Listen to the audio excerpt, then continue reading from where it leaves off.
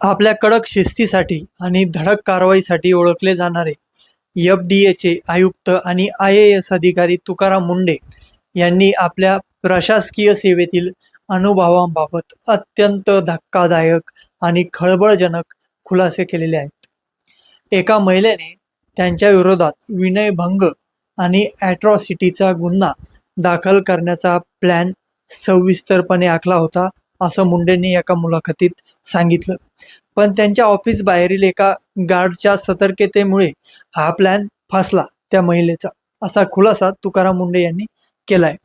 यावेळी त्यांनी आपल्या करिअरबाबत आणि काम करताना आलेल्या आव्हानाबद्दल सविस्तर अशी माहिती दिली. एका मराठी वृत्तवाहिनीला दिलेल्या मुलाखतीत त्यांनी करिअरच्या सुरुवातीला त्यांच्यासोबत घडलेला हा प्रसंग आवर्जून सांगितला. तुकाराम मुंढे म्हणाले की सोलापूर जिल्ह्यातील बार्शी येथे प्रशिक्षार्थी आय-ए-एस म्हणून काम करत असताना मी अनेक ठिकाणी धडक कारवाई करून अतिक्रमण हटवली होती. या कारवाईनंतर काही महिला माझा सत्कार करण्याच्या बहाण्याने मला भेटायला आल्या होत्या ऑफिसला. मात्र माझ्या गार्डने मला त्यांना भेटू नका असा सल्ला दिला. जिल्हाधिकारी आणि पोलीस अधीक्षकांच्या सूचनांनुसार मी रक्षकाचे ऐकून भेट नाकारली. त्यानंतर काही तासातच पोलीस स्टेशनमधून फोन आला की काही महिला आणि वकील लोक मुंडे यांच्या विरोधात ॲट्रॉसिटी आणि विनयभंगाची तक्रार नोंदवण्यासाठी आले आहेत, अशी माहिती मिळाली. पोलिसांनी तपास केला असता एक धक्कादायक बाब समोर आली.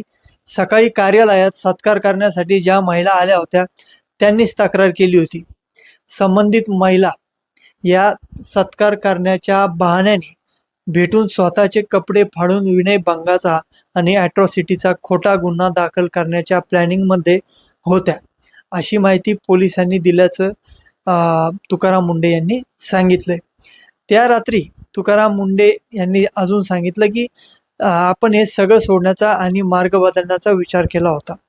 मुंढे यांनी विचार केला होता तेव्हा माझ्यासमोर 2 मार्ग होते. एक म्हणजे आपण जे काही करतोय ते करत राहणं, किंवा दुसरं म्हणजे तो मार्ग बदलणं आणि आपण पब्लिक सर्व्हिसमध्ये का आलोय, नोकरी करायची की लोकांची कामं करायची, असा मी रात्रभर विचार केला. त्यानंतर मी एका निष्कर्षापर्यंत पोहोचलो. आपण जो मार्ग निवडलाय याच मार्गावर चालायचं. त्या मार्गावर अनेक अडचणी येतील, पण तो मार्ग सोडायचा नाही, असं मुंडे यांनी सांगितलं.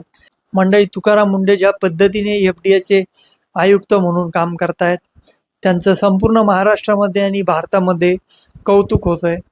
तर एकंदरीतच तुकाराम मुंढे या सारख्या ऑफिसर्सची महाराष्ट्र राज्याला आणि अख्ख्या भारत देशाला कायमच गरज असणार आहे.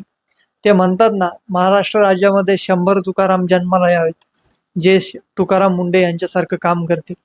नक्कीच तशी परिस्थिती आहे. तुम्हाला तुकाराम मुंढे यांच्या कार्यपद्धतीबद्दल काय वाटतं, कमेंट बॉक्समध्ये सांगा. व्हिडिओ आवडला असल्यास शेअर करा, सबस्क्राईब करून तुमचं सहकार्य ठेवा. मी मंगेश हुसे, धन्यवाद.